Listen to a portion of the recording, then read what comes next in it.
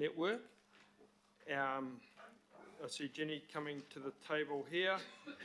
So basically, this is the development of the 30-year investment program for rail in Auckland, developed through the Auckland Rail Program business case, and there's some fairly substantial works included in this and a fittingly proportionate budget attached to it, it would seem. So, hi Dave, nice to see you here again. So I'll hand over to Jenny for the introductions and we'll get on with this reasonably substantive paper. Thank you, Chair. Tēnā koutou katoa, and thanks for the opportunity to talk to you today about long-term planning and thinking for the Heavy Rail Network. So you know Dave Gordon from Kiwi Rail, and he has Gwyneth McLeod with him as well. And we have Matt Rednall from AT to talk to us too. I'll just do some framing, and then we have a presentation, we can canter through it, or in the interest of time we can just go straight to questions, but over to your thoughts. I think we'll go through the presentation for this one. Okay, so this basically is a conversation about the long-term planning for optimising the existing heavy rail network across Tamaki Makaurau over the next 30 years. It's been a collaborative piece of work that's been done between Kiwi Rail with Council and AT for the last 18 months, pretty long time. And it's really thinking about how do we invest in the heavy rail network to optimise both freight and passenger transport, passenger movements over a 30-year period.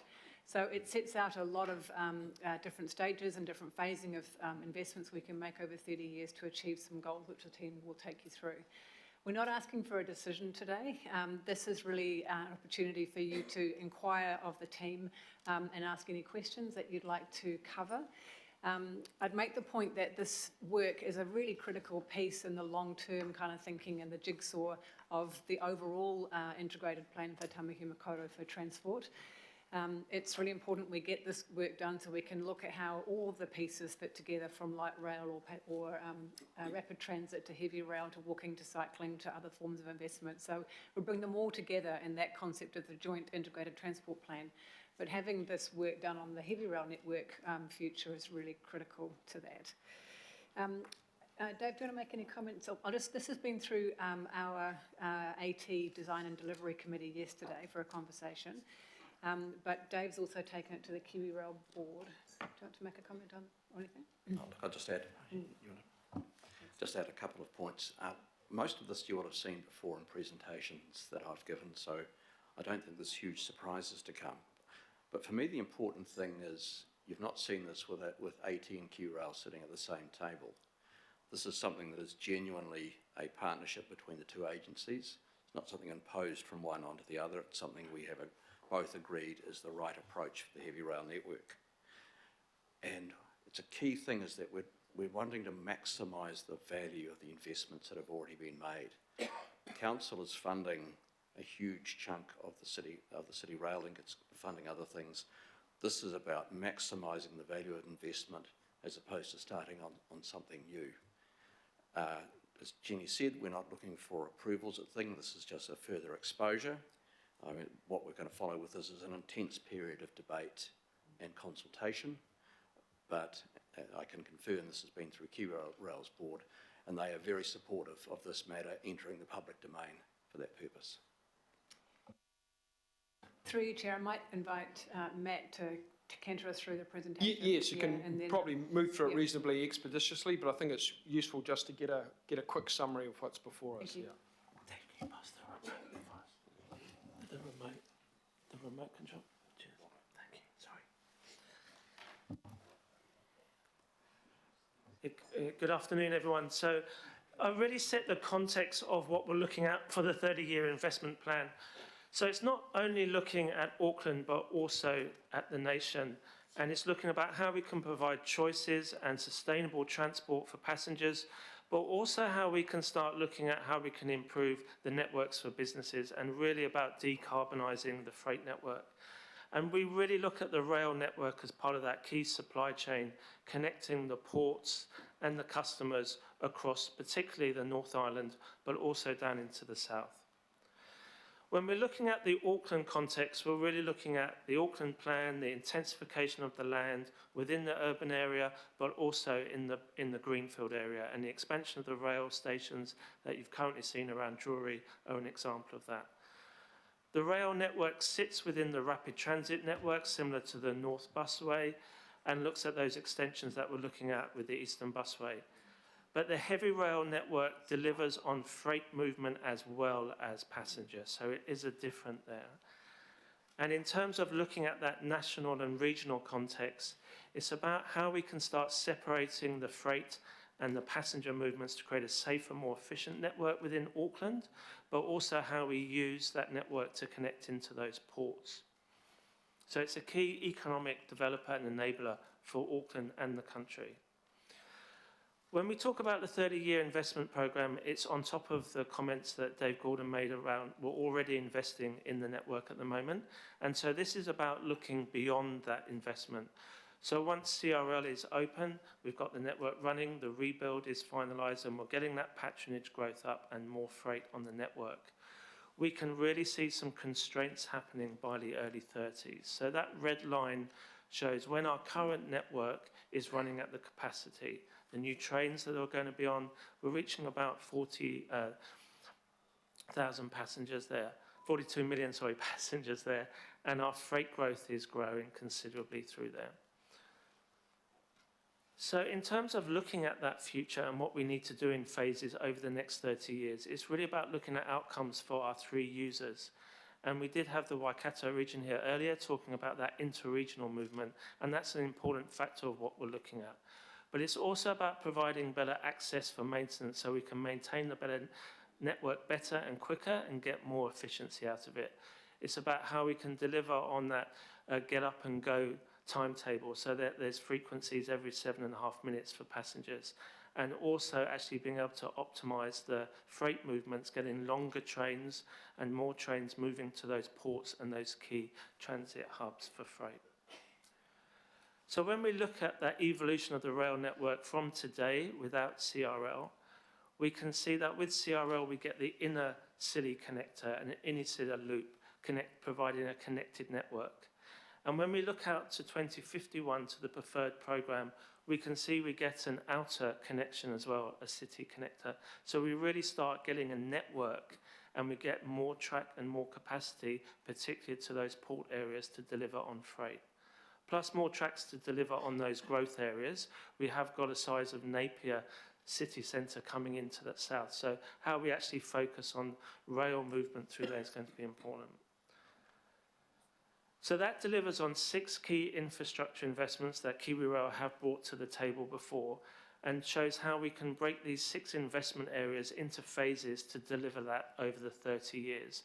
So it's about getting better maintenance and renewal, better equipment so we can deliver it faster.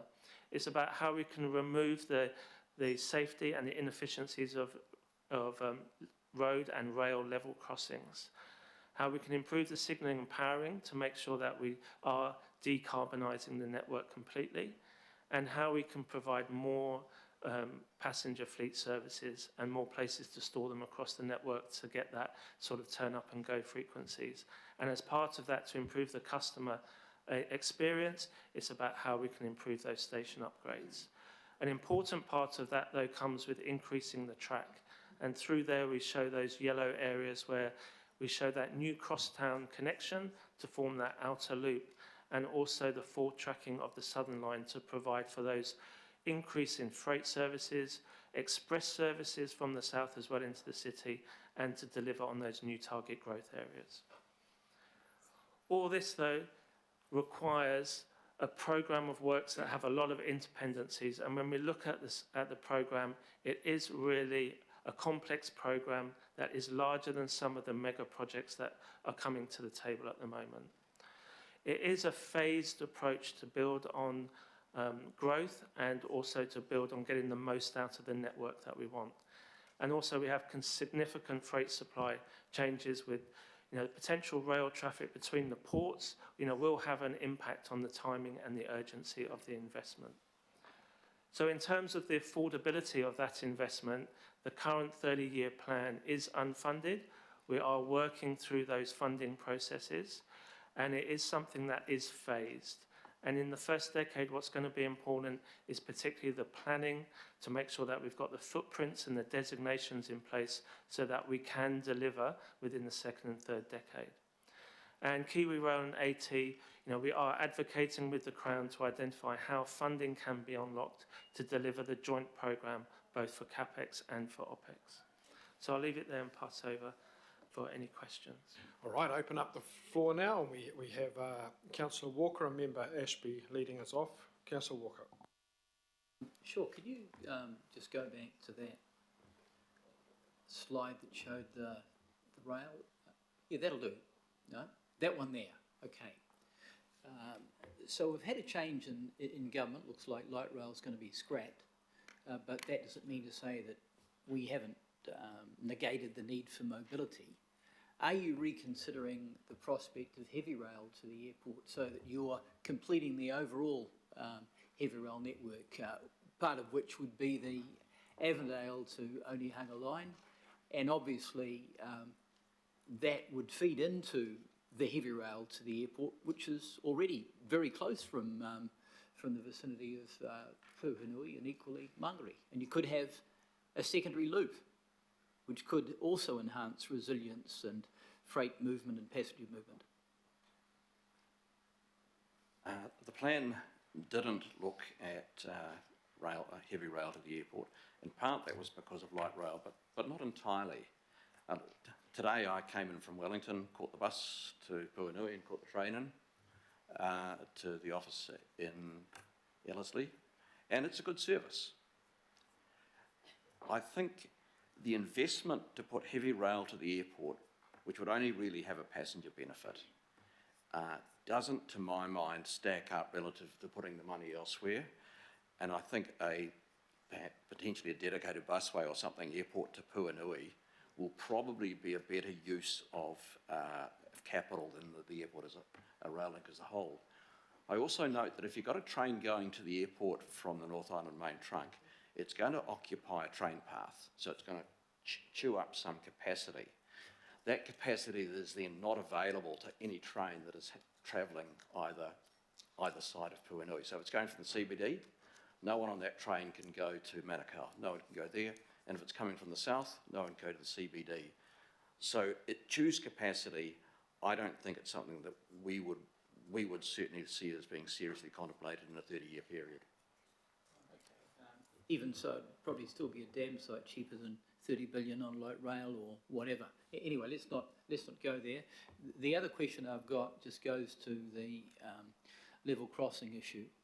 And I note that other cities, particularly Melbourne, have been far more aggressive and economical than we have, including taking rail above ground very successfully, and there are other advantages around that. So are you looking fairly aggressively at how you can remove these crossings? And I'm making the assumption that in the Avondale to Southdown line, we wouldn't have the crossings because you'd be ensuring that the design mitigates that.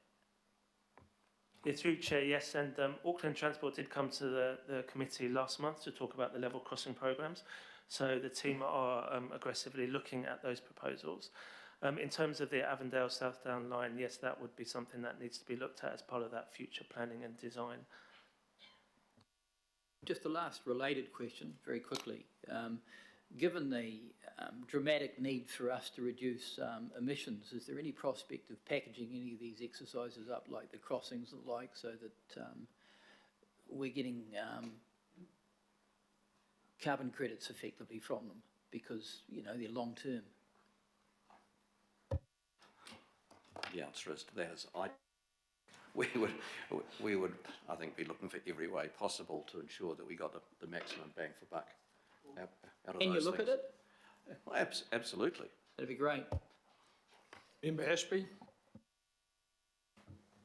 Kia ora, thank you for the presentation. Just two questions from me. The first is, could you tell me what iwi and Mātāwaka views are on this, and if they haven't been engaged yet, when and how would they be engaged?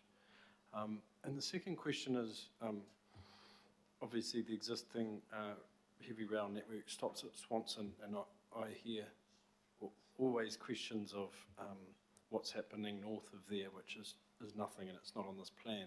So I don't know, could you enlighten me or just speak to that briefly? Thank you. Yeah, through you, Mr. Chair. So in terms of the rail investment plan, we took it to the AT iwi tables and the HUIs that we have across the region. So we've had a number of HUIs with them across the north, central and the south. In general, the comments were very supportive of the plan to provide for sustainable transport choices and to open up improved opportunities for jobs. One of the critical points that came back is how can we involve the iwi more in terms of the next stages. So when we actually come to identify what the solutions are and we go through the designation processes. So that's where we will engage in a process to make sure that there's strong involvement of that through the next stages. In terms of the... oh yeah, sure. Dave. I've forgotten what the second question was. Sorry, just on the... Swanson connections, yeah. Sorry, just on the first one, if you could extend the engagement beyond just your forum, because not only we turn up to that, so try to make sure you're really targeting. And sorry, the second question was just the rail, heavy rail network or line north of Swanson, because... We made a very conscious choice to stay within the existing metro rail boundary in terms of that. We have done work on what it would take to put in a starting and then a full quality train service through to Huapai and then long term to Helensville. At this stage, when we started this, there hadn't been a tremendous push for that other than from certain interests. We've done the work. It could be brought in. It is not cheap. Neither is the program. But if that is something that council and AT wish to pursue as a public transport thing, then it can come in. But I do want to re-emphasise, we've got to keep fixing the core as opposed to adding bits onto it. I wasn't here for the Waikato presentation, and it's great that they want to run more trains, and we'd be very encouraged to help them. But if those trains ultimately run into a congested core, then it's to no effect.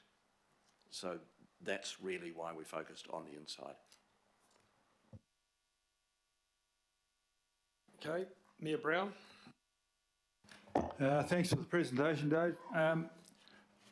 And if you can go back a couple there go back to. Oh, shit, wrong way.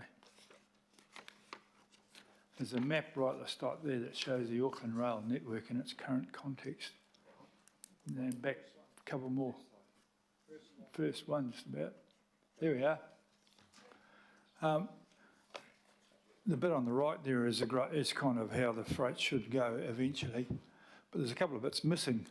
There's 20 kilometres missing out of Northport, which is completely pointless that we've done up the trip down to Helensville without doing that, and I see they're actually upgrading north to Mauriwa, which without that 20 k's it makes no sense at all.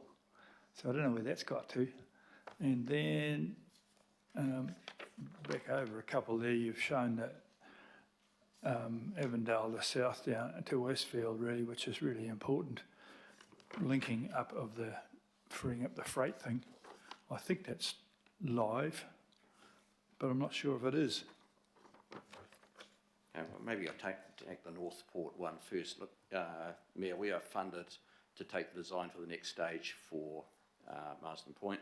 We now own 85% of the land, and we should have 100% this time in 12 months, which is great. We're doing geotech at the moment on 2 places there, which I won't go into the detail for that. Yeah, we're funded to do the rail to the north, and I agree that unless at some point it's connected into the 19 Kims to the port, it's a very low value investment. At the present moment, we're only going as far north as Kauri until we've signed off for the iwi there. Okay. Yeah, sorry, I actually noticed just before the map that I've been using for ages still doesn't have the Marsden Point link on it. Yeah. Okay, right, that's good. My bad. I think we assume that sooner or later someone will wake up to that.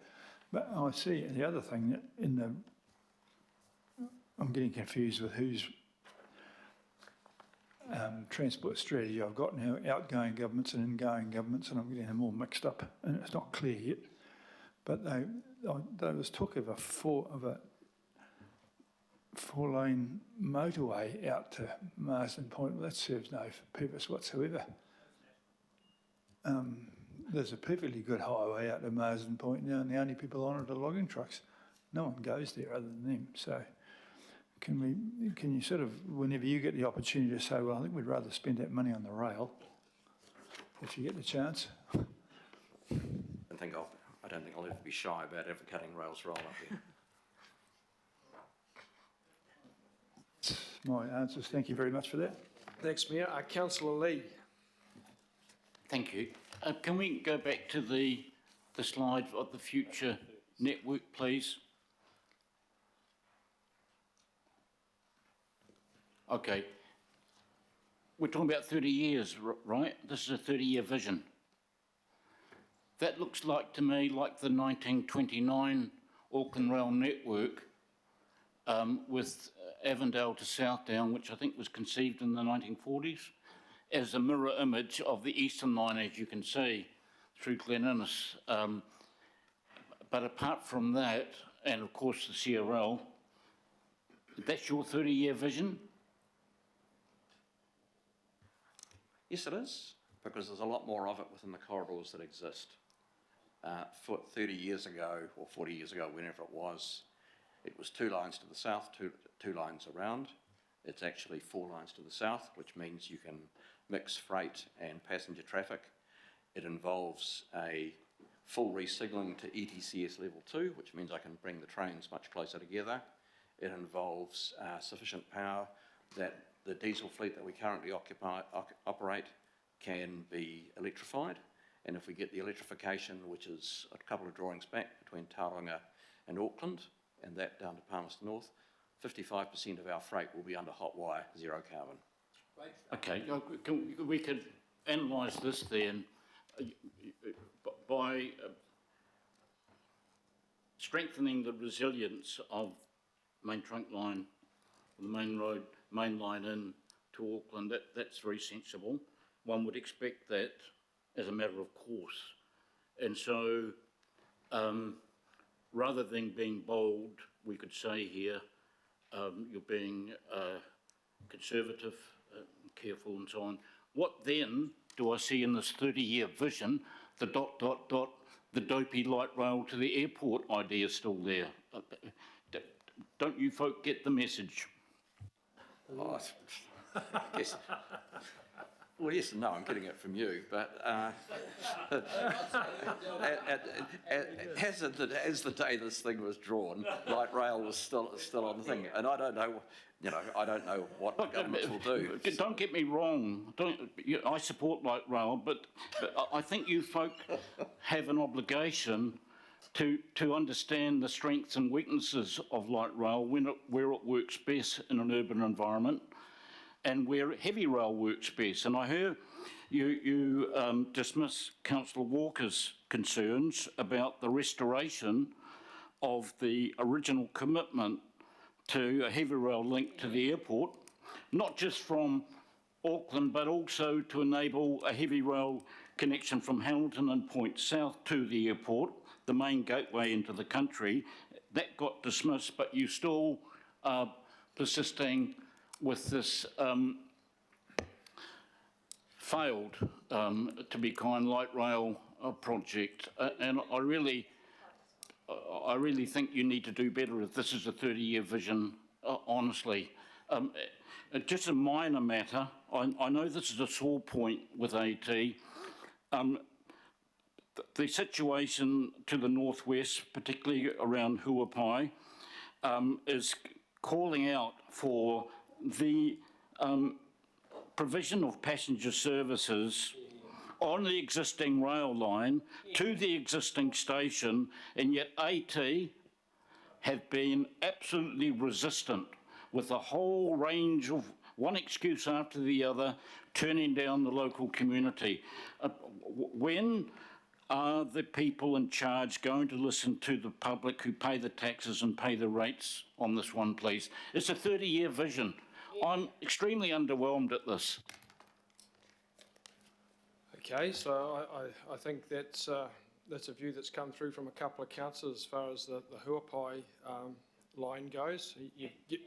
You've given your answers, so I guess that'll be up to us to pursue that. Councillor Bartley. Thank you, Chair. Thank you again for this.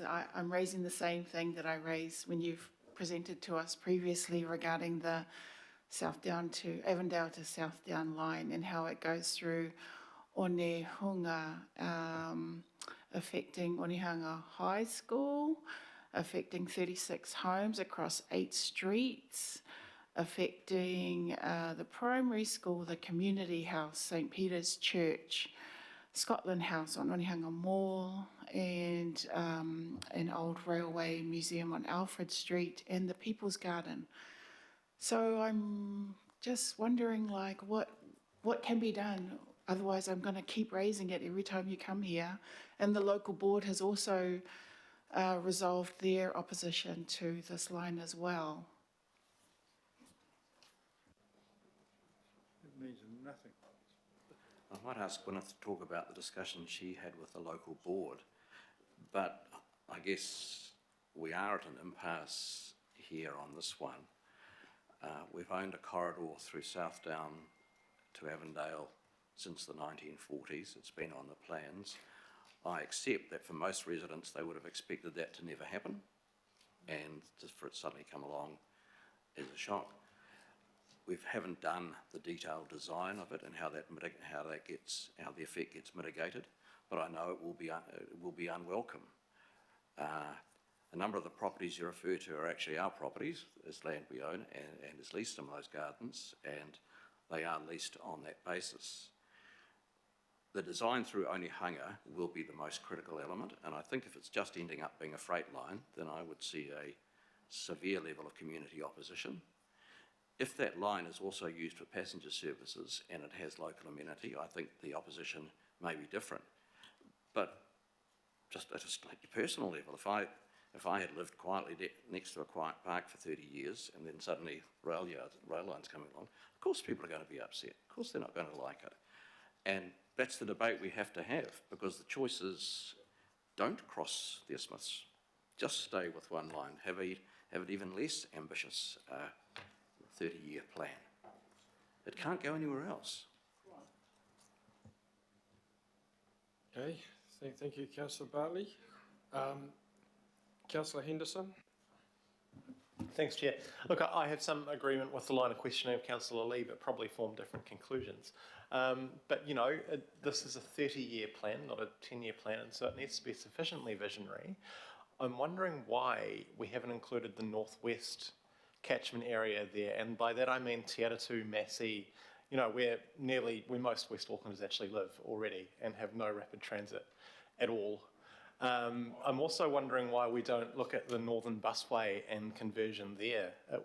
My understanding was it was built to be converted. In 30 years, we're not going to act on either of those things. Through you, Mr. Chair, I'll just refer back to the earlier plan I showed about the long-term rapid transit network. So in terms of the connection through to Huapai and Kumu, there's currently the Whakakotahi-led Northwestern Rapid Transit Study, which is looking at the corridor along the motorway, which to tie into that. Now, they are at the shortlisting option looking at different connections through there, but a key part to there is to get that catchment and the journey time of how to get from those areas and the town centres through to the city. And so that corridor is shown to provide actually greater benefits in terms of journey times and potential passengers than the extension of a service which would be limited due to the journey times from Swanson through to Kumu. So in terms of why that's being looked at, that is being looked at currently through that Whakakotahi-led study. And the same issue also arises in the north there, where the additional Waitemata Harbour crossing is looking at what form of rapid transit should there be to the north to accompany the current Northern Busway. And certainly the demands we've shown in the future show there's a need for something else to accommodate the growth there on top of the Northwestern Busway. So I think a key point of that is we can't have necessarily one mode that serves the whole region. To get the best capacity for the population, we need to link different modes to actually get that best ability. Dave, is there anything that you want to add to that? Well, I was just going to make a general observation. Heavy rail does certain things very well, but it has to be seen as part of an overall transport system up there. And it delivers things along a spine, and it's incredibly efficient at moving people. But you have to look at this through an integrated transport lens, and the long-term rapid transit network will have busways. It may or may not have light rail. This is the role we think heavy rail can sensibly play. And it's a $22 billion investment over 30 years. That is a big sum of money. You start extending heavy rail to other areas, we'll get it up to 50 without trying too hard. I think it's a credible view of what a heavy rail system can do for Auckland in conjunction with the other rapid transit investments that are on the table. And through you, Chair, I did make that comment at the start. This is a piece of the jigsaw that's around the heavy rail network and how we optimise that with a whole lot of different, 6 different aspects to it, not just tracks, but also purchase of carriages and all sorts of things. But it does link very much in, as Dave said, to the other networks that are being planned in the rapid transit network, which has been to you before, and you've seen that thinking as well. And when we bring the joint transport plan together in an integrated way over a 10 and 30 year period, all these pieces start to come together and we start to make choices about what we want to prioritise, where the benefits are going to be and how we pay for it. So it's a critical jigsaw piece, but it's not the only solution. Yeah, just to follow up, thank you, Chair, just a quick one. I wasn't talking about the existing rail line to Kumeu, so I just wanted to make that clear. And really, I just want an assurance that you're working with the Northwest Rapid Transit team, that currently they haven't made a decision on modes. So, it looks like it's probably going to be bus at least at first, but just keep on talking would be all I'd suggest. Thanks. Well, you raised one other question. I doubt very much whether the grade of the Northern Busway would be appropriate for heavy rail. I'm pretty sure it wouldn't be. Okay, Councillor Hills. Thanks, Chair. Just on the because this comes up all the time, the heavy rail versus light rail, the spur from Puanui to the airport, I thought that had been settled actually under the last government, 2017, between the airport, Kiwi Rail, Waka Kotahi, Simon Bridges at the time, and Auckland Council, that actually the spur from the airport was too complicated and also would affect the whole point of the city rail link. So that's why a different mode and a different route covering suburbs that didn't exist. So that was under the 2017 before. So isn't that the current, could I just understand the current position of all the agencies? I thought was that at some point the mode and the thing would be different. And on top of the fact, does someone want to tell me how long it takes to get from the bus from the Puanui station to the airport at the moment? That was the whole point of that. Took me about 7 minutes this morning. Through you, Chair, the work we're doing on airport to Botany is the primary corridor from the airport through in that space. So, and that's underway at the moment on part of it in terms of designation. But that's the key link between the airport right up to Botany. That's part of the airport plan as well. Yeah. But the heavy rail spur from Puhanui, that's been long ruled out, hasn't it? From Manukau, sorry. That's the experience in Australia. You can't have heavy rail to any airport. Okay, Labour's been ruled out. Well, sorry, we've got questions here. Sorry, Chair, I didn't yell over anyone else's questions. I just want to understand, my understanding in 2017, all the agencies, this was before Labour came up with that had agreed. This is why it's not part of your plan to have a heavy rail spur. I don't know whether the exact history of 2017, but when we looked at this plan for this thing, we could see no sensible purpose for heavy rail to the airport within the 30 year. And as far as I'm aware, the thinking has been, as Jenny said, it's some form of enhanced busway between the airport and Botany as opposed to just between Puanui. Right, okay. Councillor Ferry? Thank you. Sorry, I just need to find my note. Great. So a completely different part of the 30-year plan. I'm really interested in what we're going to do about level crossings. This is a big coming issue. So, and I see there it's in the 6 proposed investment areas, it's also in KiwiRail's infrastructure investment focus areas, but we still have an issue around funding.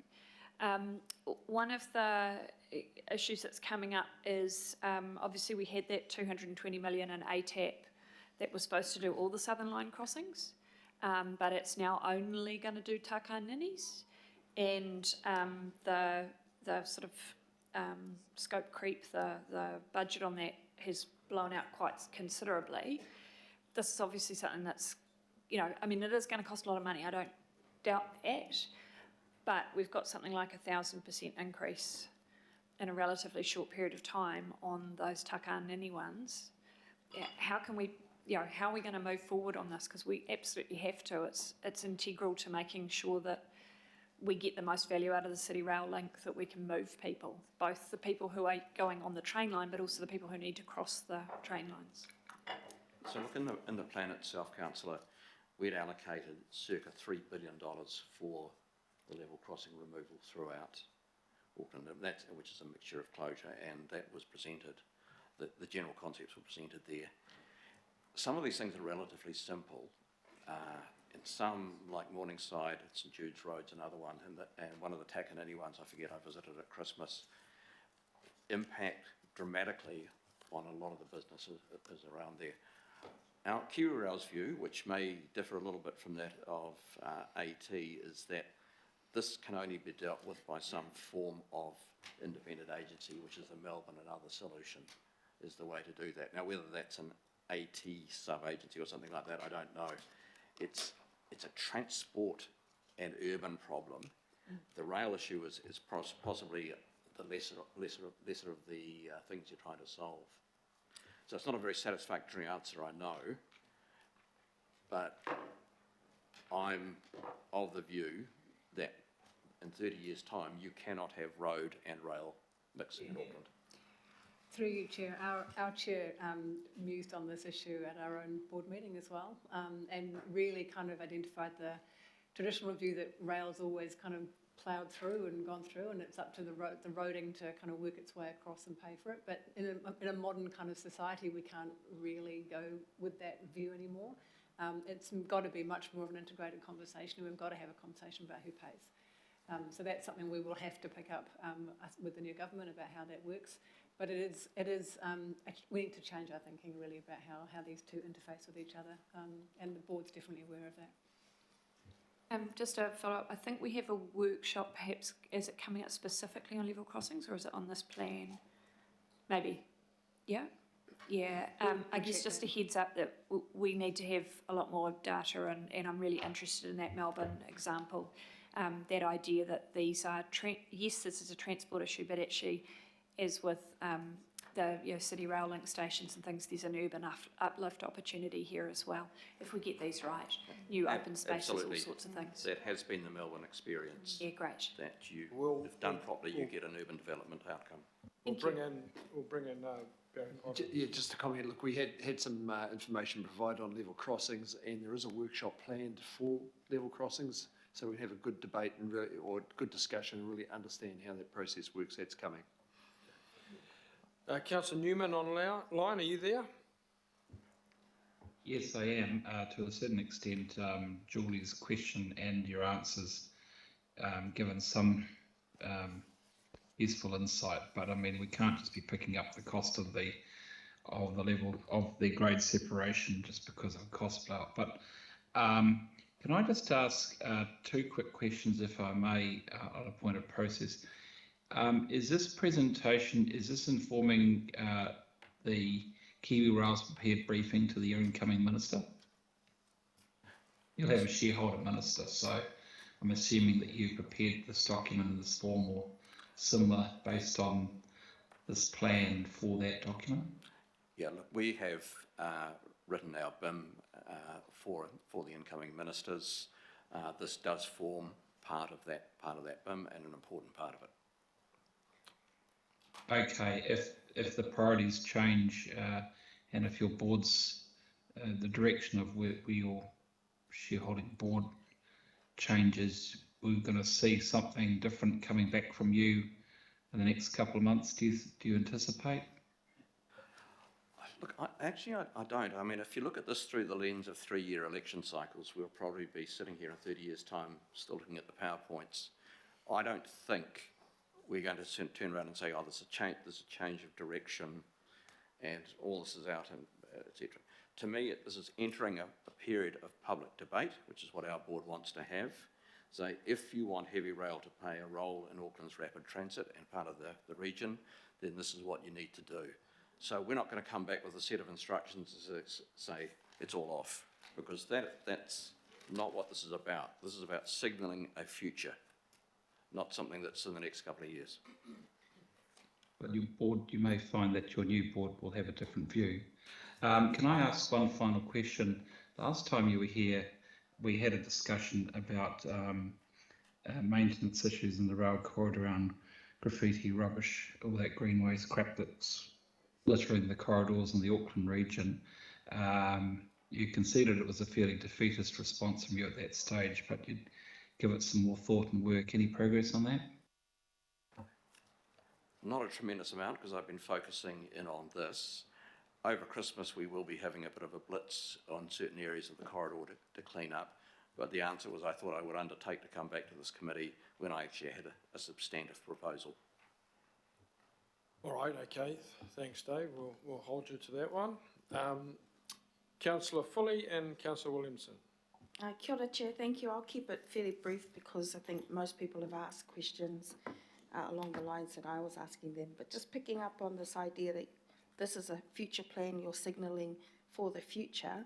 And I do want to speak for my communities that are areas of high deprivation and people with the fewest transport options at the moment, but who work in and around the airport precinct.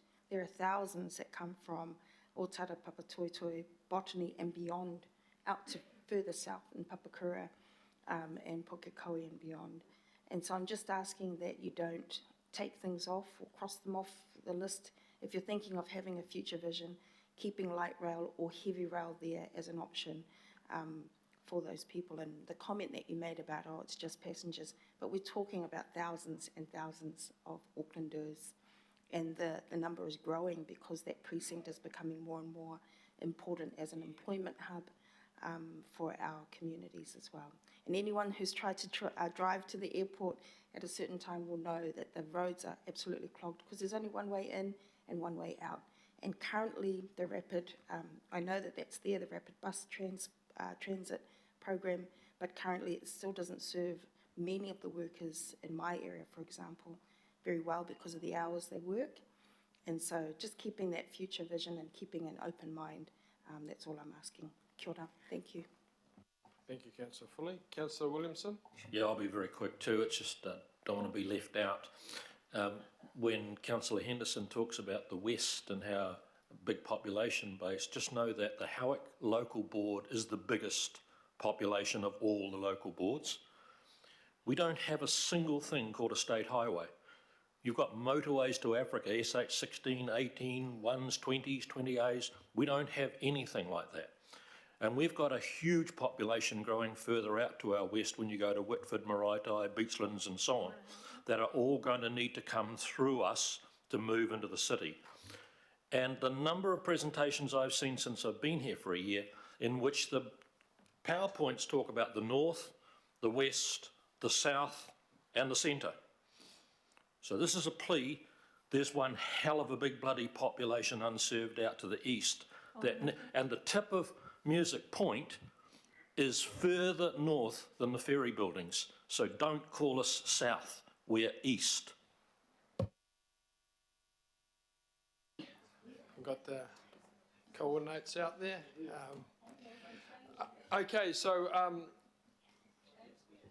we're going to move and second this now and open it up to debate. So if ladies and gentlemen, if you'd like to go to the safety of the public seating there.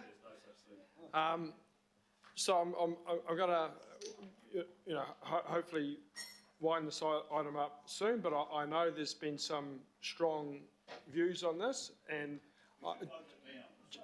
just before we open up for debate, if anyone wants to say anything, I'm just going to ask just Barry for a bit of clarification. This is a receiving and a noting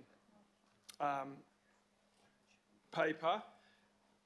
Some of the points have been brought up, have been around for a while. Personally, I don't think we've really had a proper debate about heavy rail versus light rail. It's always been a kind of a fait accompli that's been put on the council. Certainly in respect of the Huapai line has been around for a while, where there's an existing line, there's an existing station, there's a massively growing population. I still really haven't heard a satisfactory explanation as to why that is not part of a longer term view, particularly a 30-year view. So I'll just ask Barry to clarify what the process is, because I'm aware that some very strong and valid points have come out in the course of this questioning. Oh, thank you, Chair. And very briefly, look, this is a noting paper, as the Chair mentioned, and I'm sure that the panel we had have probably heard some of the comments here, but it is a noting paper. Council doesn't have decision rights over this.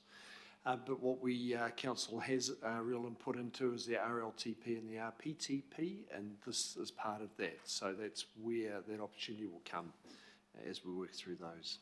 We can vote against it if we want. Yes, certainly can. So it's open to the floor if anyone wants to talk to this. Otherwise, I'll put it. Councillor Turner.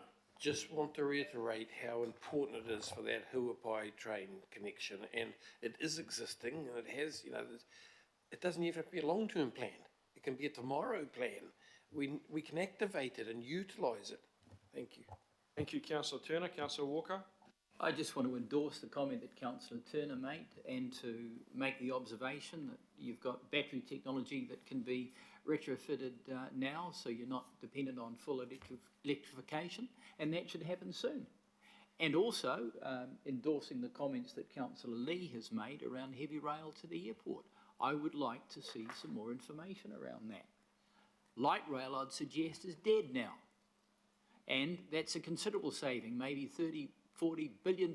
So let's do some things that are pragmatic and work and make more of what we've got. Thank you, Councillor Walker. Councillor Lee. I'm just a little bit well, not a little bit disappointed, very disappointed, given this is meant to be, purports to be a 30-year plan.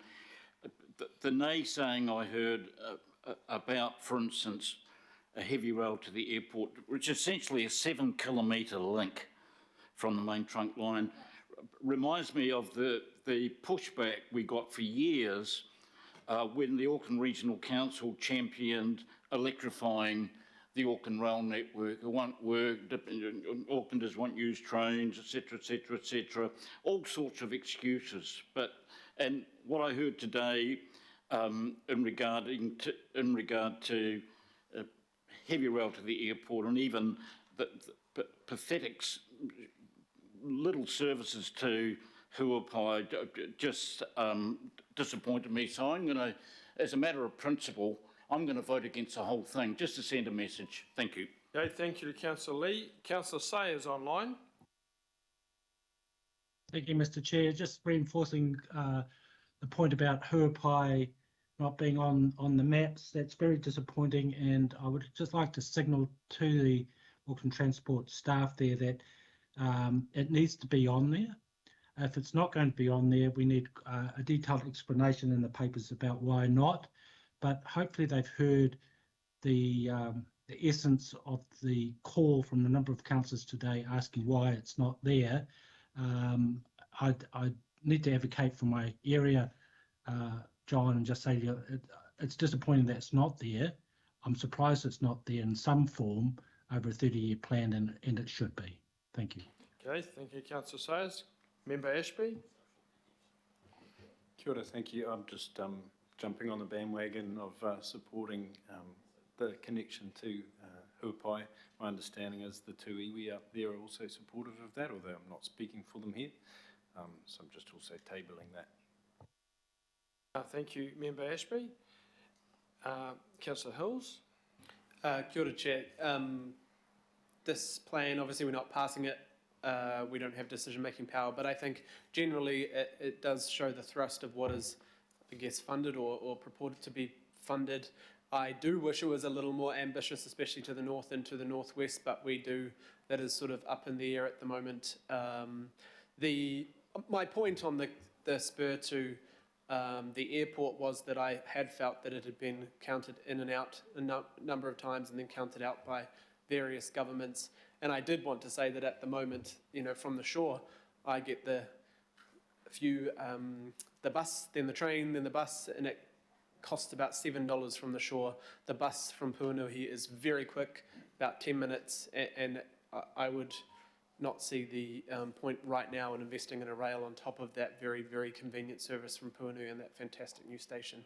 So I think long term we do need to have more information about the Avondale Southdown, about its purpose and what that will have an effect on communities. That is making a lot of communities nervous about what that looks like. But we do need more investment in our rail system. Clearly, the City Rail Link will unlock some phenomenal patronage and connection around our city that I think will mean that we need to invest further in further lines as well, including other forms like light rail. Thank you. Councillor Bartley? Thank you, Chair. I know that this is a noting item, so there's no point me voting against it because I do note what we're receiving. But I would like my opposition to Southdown to Avondale noted, please, because I think the response that we got back, while there's nowhere else for the line to go, is unsatisfactory and unacceptable, irresponsible, insensitive to the people of Onehunga, given the massive disruption that this is going to cause to that community. Going through schools, going through heritage houses, our community house there, the church, that's not something that you can overlook lightly because you've had a line in that community for 84 years where nothing has happened and now all of a sudden something is going to happen. It's unfair and it's just, it's not acceptable.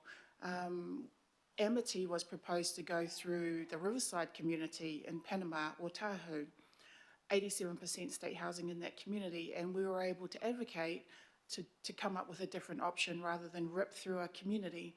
And yet for this situation, it seems like we're happy to rip through Onehunga, and I'm not happy to do that. I don't accept it, and I think there's better ways to do it, and I hope that Kiwi Rail can find another way to do this without ripping up Onehunga. Thank you, Councillor Bartley. Mayor Brown, would like to round off the debate? I'd like to thank them for Dave and team for their presentation. It's good. We're looking forward 30 years. There's a debate about what might happen in 30 years. I won't be here to worry about that. We do need to support rail. We've got a new government who are pretty anti-rail, and so it is actually the simplest and easiest way to gain greenhouse gas progress. And I think we need to see the Avondale Southdown thing as something much bigger than Onehunga. It is actually for the integration and shifting of goods right across everywhere from Tauranga right through to Whangarei. You have to have a way through the city. So sometimes communities have to see themselves as part of something much bigger than where they are. And if you haven't noticed something's been there for 80 years, it's not my fault. So, but I do sympathise with the views of Councillor Bartley representing that community, but that is a part of a community of a country, and it's an important one. So all of you, if you have the chance to at least support rail over the next few weeks, it's a good idea. Thank you. Just briefly, just in relation to Councillor Bartley and Mayor Brown, when the Auckland Regional Council successfully re-established the Onehunga branch line back in 2010, I had a number of meetings with people in the community. One I'll never forget, whereby the people in the apartment buildings nearby the station came to see me and made a plea, remonstrated with me not to have the train going into past their building. A woman left the building absolutely distraught and weeping. When the services started up, they loved it. So it may not be that bad. Thank you. Councillor Ferry, sorry, did you want to, Yeah, I did, and I note that Councillor Lee got 2 bites at the cherry there, which is not in accordance with standing orders, so I hope that we're going to not repeat that in future meetings. The point I wanted to make is that this is really, we need to do this work, we need to receive the progress update, note the proposals and move forward with this. And I take on board the concerns about Avondale Southdown, particularly for the Onehunga community. It would run through part of my ward as well. And in the past, it had been, I thought, shelved because light rail on the isthmus was going to solve the passenger portion of the issues there. And because at that time we weren't looking at moving the port, there wasn't the freight impetus for that project anymore. So it's interesting to see it revived. And I guess we do need to consider it, but yeah, I think there's a lot to go there. And I guess there's a danger there that we'll create more level crossings, which brings me to my main point, which is we absolutely have to nail the level crossing issue in this program. It's going to be really vital, not just for people in my ward on the Western Line, but also the Southern Line, and to a lesser extent the Eastern and Onehunga lines. But we have to also make sure that we're future-proofing, that if we do Avondale Southdown, we're not creating future level crossing problems there as well, because it carves up communities. It means they can't access a local school or whatever just because they can't cross a rail line anymore. And, you know, the point that was made about rail just being able to drive through and nobody else really mattering, that has absolutely changed and has changed in many cities overseas, and we have to catch up. So I will be supporting this and looking forward to how we progress the level crossing issue in particular. Thank you. Councillor Henderson. Thank you, Chair. Yeah, look, to be honest with you, I'm not sure why one would vote against something that's a noting recommendation that provides a 30-year plan for rail. But, you know, that's democracy. I just sort of note some caution to my colleagues here. There's been some real excitement and some real, banter and yarns through this whole debate on this item. And a lot of the stuff that's been talked about is completely unfunded and in a lot of cases extremely expensive. I think the presentation and the report have been very clear, and I didn't interrupt anybody, so I don't want interruptions as well. The report's very clear that we have a network at the moment that demands a hell of a lot of maintenance, a hell of a lot of money just to make the trains that we already have run. You know, Councillor Turner, I'm sure you would agree. I get a hell of a lot of phone calls from our constituents when the trains are broken down again for the 100th time, when maintenance is needed for the 100th time, when we close for ages over summer every single bloody year, right? This needs work and this needs money. The existing network needs work and money, right? So just be careful, right? Asking and making promises to communities that are unfunded. That's all I'd say. And obviously I'm happy to support it. I think that's really the only reasonable thing to do in this situation, Chair. Okay, thanks, Councillor Henderson. We'll call the debate to a close. It starts to get a little fraught at the moment. And you're right, there's $43 billion down for this particular investment program, which is a lot of lolly.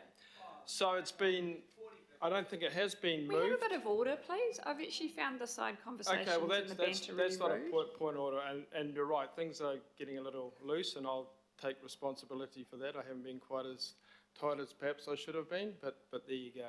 So I apologise for that, but we have had a debate. It's been a good debate. I hope our guests have noted what various councillors have said, because it's been a recurring theme, and they mean what they say on behalf of the communities they represent.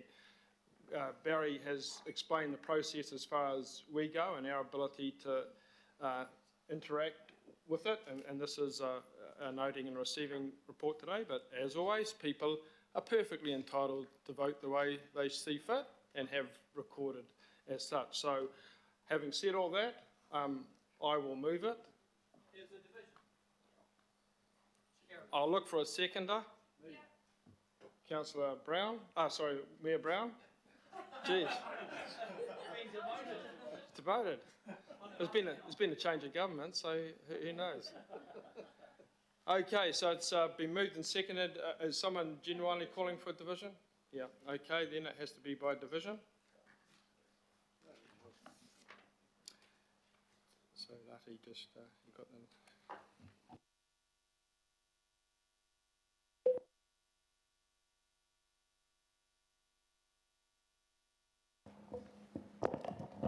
Councillor Baker. Oh, I'm in support of noting it. Councillor Bartley. I support noting it, but also I'm still okay to record my opposition to Southdown Avondale. Thank you. Mayor Brown. Yes. IMSB member Ashby. Aye. Councillor Dalton. Councillor Darby. For. Councillor Ferry. For. Councillor Filipina. Aye. Councillor Fletcher. Councillor Foley. Aye. Councillor Henderson. For. Councillor Hills. For, thank you. Councillor Lee. No. Councillor Leone. Not present. Councillor Newman. Noting. I'm member Renata. Aye. Councillor Sayers. Against. Councillor Stewart. Councillor Turner.